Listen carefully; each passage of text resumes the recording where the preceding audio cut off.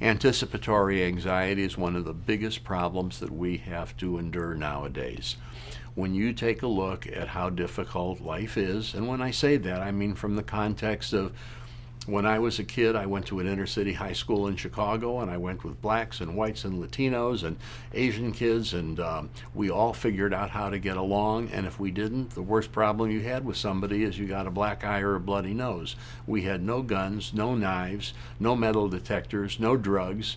Nowadays, when you look at what people have to deal with on a daily basis, particularly things like the constant shootings and the constant terrorist attacks, they start anticipating these things are going to happen, and it causes a level of anxiety that isn't even legitimate because it hasn't happened yet. But by anticipating that it's going to, they drive themselves into a frenzy.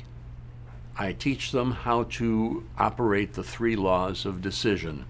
The first is when something happens that you can deal with and take care of right away, don't build an elephant in your head by putting it off. Do it now.